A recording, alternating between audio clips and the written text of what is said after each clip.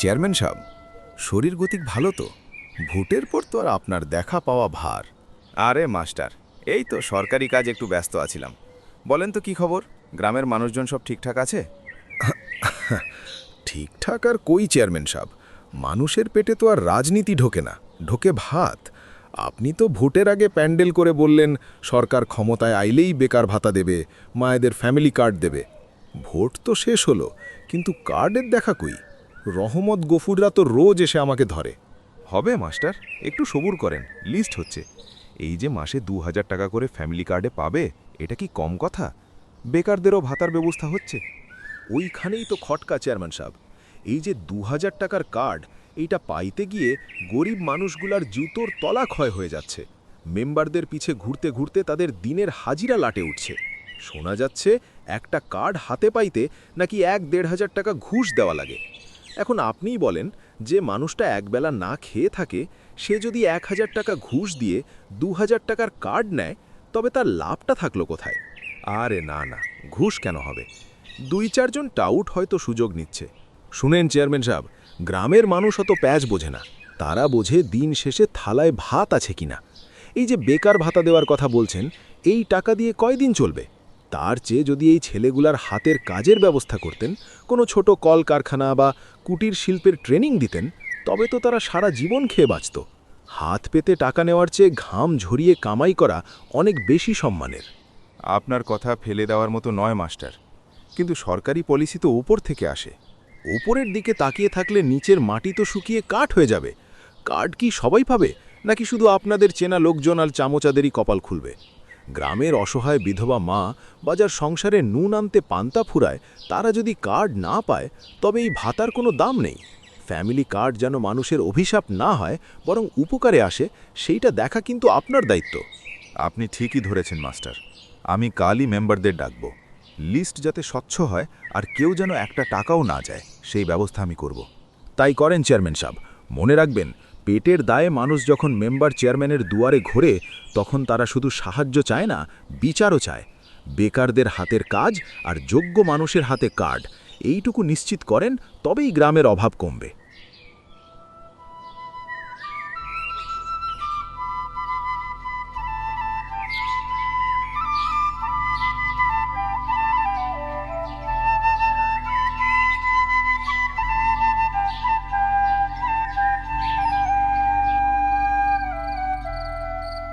ওগো, চাল তো প্রায় শেষ। কাল সকালে মায়াডারে কি খাওয়াবো? রিমি তো আলুর সেদ্ধ দিয়ে প্রতিদিন ভাত খাইতে চায় না। কি করব মালতী, আজ সারাদিন হাটে ঘুরলাম, কেউ কামে রাখল না। মানুষেরই হাতে টাকা নাই, আমাগো কাজ দেবে কোত্থেকে? কালকের পাওনা টাকাটাও মহাজন দিল না। পাওনাদাররা তো রোজ দরজায় এসে ভিল করে। কাইল ওই পাড়ার কালু চাচা আইলেন সুদের টাকার জন্যে। আমি তো ভয়ে ঘর থেকে বেরোইনি। বৃষ্টি আইলে চালের ফুটো দিয়ে জল পড়ে। একটা পলিথিন কেনার সামর্থ্যও আমাগো নাই। নিজের ওপর বড্ড ঘেন্না হয় রে মালতী। তোরে একটা ভালো শাড়ি তো দূরের কথা, দুবেলা পেট ভইরে ভাতও দিতে পারতেছি না। মায়াডার স্কুলের বেতন বাকি 3 মাসের। মাস্টার কাকা কইলেন নাম কাইতে দেবে। তুমি মন ছোট করো না, অভাব তো আমাগো একার না, পুরো পাড়াটাই ধুকছে। কিন্তু এভাবে কতদিন? মেয়েটার গায়ে জ্বর, এক ফোঁটা ওষুধ কেনার পয়সা নাই। তুমি কি শহরমুখ হওয়ার কথা ভাবছ? ভাবজি তো বটেই। গফুর কাকা কইল শহরে নাকি রিক্সা চালায়, দিনে কয়েকশো টাকা থাকে। কিন্তু তোদের এই গায়ে একা রেখে আমি যাই কেমনে? এখানে না খেয়ে থাকলেও চোখের সামনে তো দেখতে পাই। তুমি শহরে গেলে যদি 4টে পয়সা করি হয়, তবে তাই করো। আমি না হয় মানুষের বাড়িতে 2-একটা কাজ খুঁজে নেব। এভাবে না খেয়ে মরার চেয়ে যুদ্ধ করা ভালো। অভাব আমাদের শরীর ভাঙতে পারে, কিন্তু মন যেন না ভাঙে। তোর এই সাহসটাই আমারে বাঁচিয়ে রাখে বউ। ঠিক আছে, কাল সকালেই একবার শহরে যাওয়ার খোঁজ নেব। আল্লাহ চাইলে আমাগো দিন নিশ্চয়ই ফিরবে।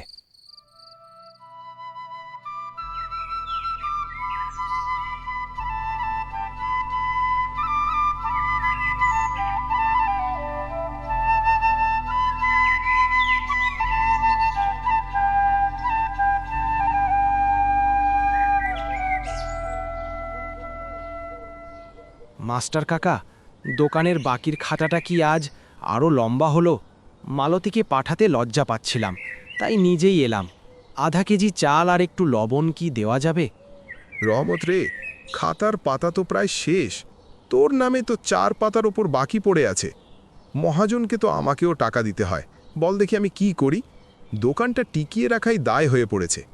জানি কাকা, আপনারও তো সংসার আছে, কিন্তু বিশ্বাস করেন, শরীরের রক্ত পানি করা খাটছি, তাও অভাব পিছু ছাড়ছে না।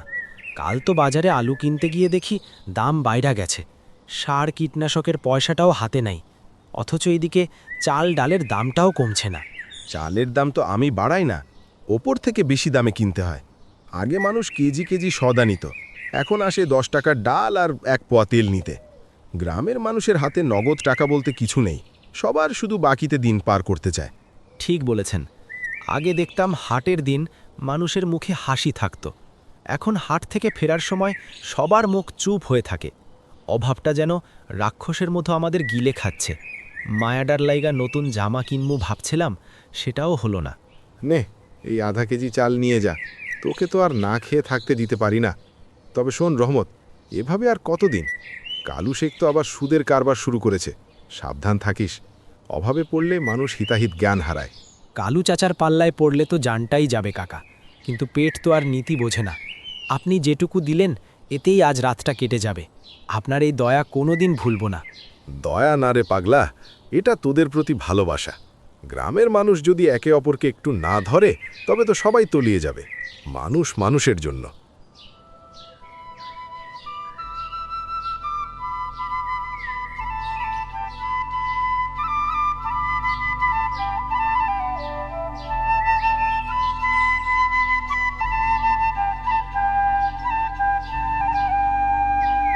মাস্টার কাকা, আর তো চলে না। এবছর শিলাবৃষ্টিতে ধানগুলো সব তছনছ হয়ে গেল। এখন তো ঘরে চালটা পাল্টানোর সামর্থ্য নাই। বর্ষা এলে কি হবে আল্লাহই জানে।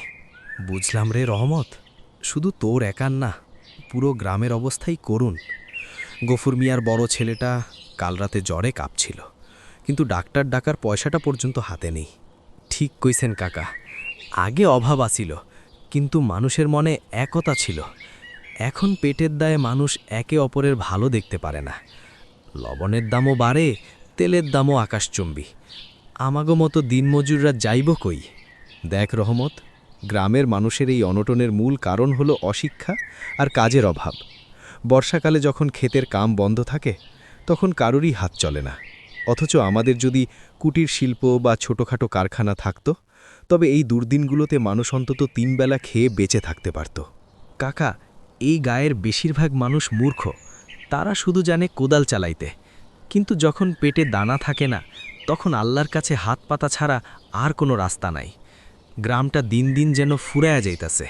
হতাশ হোস না বাবু, অভাব মানুষকে শক্ত করে ঠিকই, কিন্তু আমাদের উচিত জোটবদ্ধ হওয়া। এই যে গ্রামের প্রভাবশালীরা আছে, তাদের দুয়ারে গিয়ে তো লাভ নেই। আমাদের দরকার সরকারি সাহায্য আর সঠিক প্রশিক্ষণ। ছোট রিং নিয়ে যদি হাঁস মুরগি পালনের ব্যবস্থা করা যায়, তবে হয়তো তোদের এই হাহাকার কিছুটা কমবে। আপনার সাথে থাকলে ভরসা পাই কাকা, কিন্তু অভাব তো আর শুধু পেটের নয়, মনেরও। এই অনাটনের কারণেই তো গ্রামের ছোট ছোট ছেলে মেয়েগুলা পড়ালেখা ছাইরা শহরের ইট ভাটায় চলিচ্ছে। এটাই সবচেয়ে বড় কষ্ট। যে হাতে বই থাকার কথা, সে হাতে তারা ইটের বোঝা বইছে। কিন্তু বিশ্বাস রাখ রহমত, মেঘের আড়ালেই সূর্য হাসে। আমাদের এই দুঃসময় একদিন কেটে যাবেই।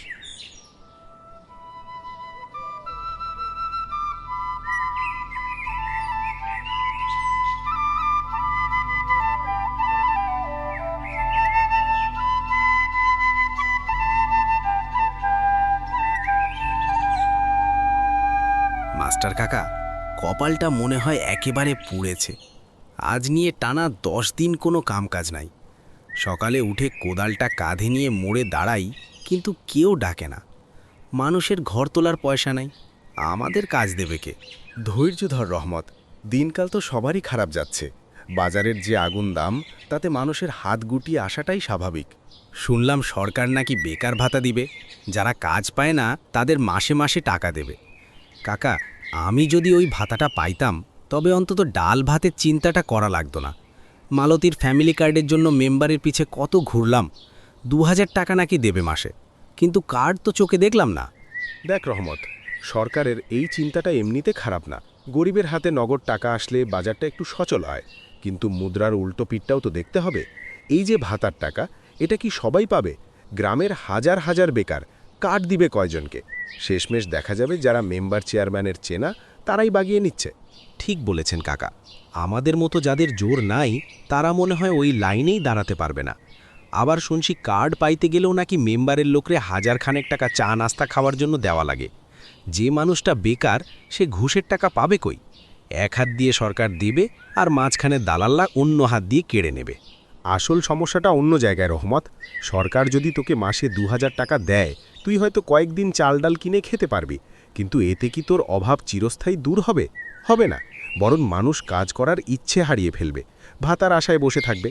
তার চেয়ে সরকার যদি তোদের কাজের ব্যবস্থা করে দিত, যেমন ধর পুকুর কাটা, রাস্তা সারানো বা ছোট কোনো কারখানা করা, তবে তোরা সম্মানের সাথে কামাই করে খেতে পারতি। ঠিক বলেছেন কাকা, আমরা তো হাত পেতে খাওয়ার মানুষ না, গতর খাটিয়ে খেতে চাই। বেকার ভাতার চেয়ে কাজের সুযোগটাই আমাদের বেশি দরকার। কার্ড নিয়ে গিয়ে যদি চালের দোকানে 3 ঘন্টা লাইনে দাঁড়িয়ে থাকা লাগে, তবে ওই দিনের হাজিরাটা তো নষ্ট হয়, লাভ তো ঘুরে ফিরে একই। একদম ঠিক ধরেছিস। ফ্যামিলি কার্ড আর ভাতার সুবিধা আছে ঠিকই, বিশেষ করে বিধবা বা পঙ্গু মানুষের জন্য এটা আশীর্বাদ, কিন্তু তোর মতো জোয়ান মানুষের জন্য কাজ হওয়া উচিত প্রধান দাবি। কাজ থাকলে তোকে আর কারো করুণার ভাতার উপর নির্ভর করতে হতো না। কবে যে সুদিন আসবে কাকা? দালালের চক্কর আর ভাতার আশায় না থেকে নিজের পায়ে কবে দাঁড়াতে পারবো আল্লাহই জানে।